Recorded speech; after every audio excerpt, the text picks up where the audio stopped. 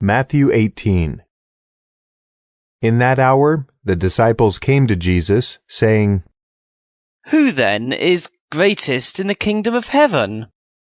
Jesus called a little child to himself, and set him in the middle of them, and said, Most certainly I tell you, unless you turn and become as little children, you will in no way enter into the kingdom of heaven. Whoever therefore humbles himself as this little child, the same is the greatest in the kingdom of heaven. Whoever receives one such little child in my name receives me. But whoever causes one of these little ones who believe in me to stumble, it would be better for him that a huge millstone should be hung around his neck, and that he should be sunk in the depths of the sea. Woe to the world because of occasions of stumbling, for it must be that the occasions come, but woe to that person through whom the occasion comes. If your hand or your foot causes you to stumble, cut it off and cast it from you. It is better for you to enter into life maimed or crippled, rather than having 2 hands or 2 feet to be cast into the eternal fire. If your eye causes you to stumble, pluck it out and cast it from you. It is better for you to enter into life with 1 eye, rather than having 2 eyes to be cast into the Gehenna of fire. See that you don't despise one of these little ones, for I tell you that in heaven their angels always see the face of my Father who is in heaven. For the Son of Man came to save that which was lost. What do you think? If a man has 100 sheep, and one of them goes astray, doesn't he leave the 99, go to the mountains and seek that which has gone astray? If he finds it, most certainly I tell you, he rejoices over it more than over the 99 which have not gone astray. Even so, it is not the will of your Father who is in heaven that one of these little ones should perish. If your brother sins against you, go, show him his fault between you and him alone. If he listens to you, you have gained back your brother. But if he doesn't listen, take 1 or 2 more with you, that at the mouth of 2 or 3 witnesses every word may be established. If he refuses to listen to them, tell it to the assembly. If he refuses to hear the assembly also, let him be to you as a Gentile or a tax collector.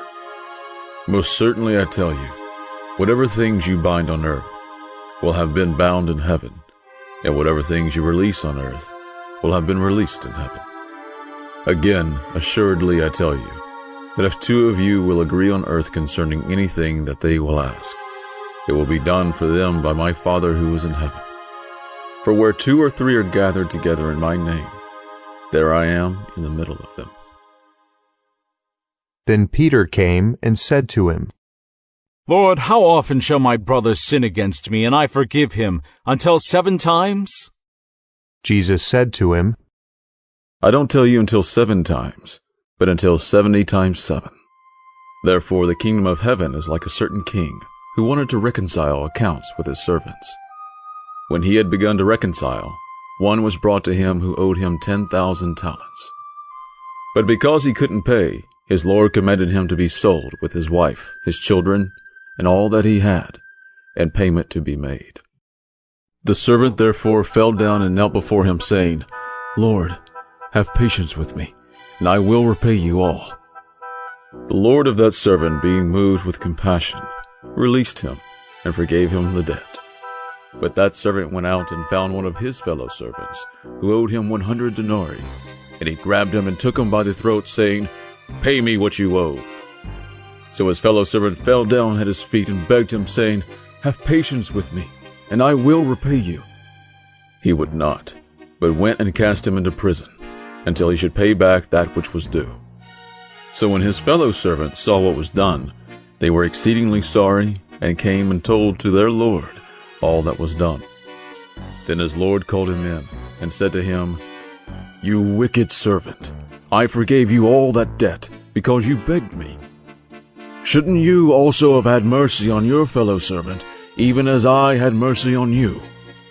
His Lord was angry, and delivered him to the tormentors, until he should pay all that was due to him. So my heavenly Father will also do to you, if you don't each forgive your brother from your hearts for his misdeeds.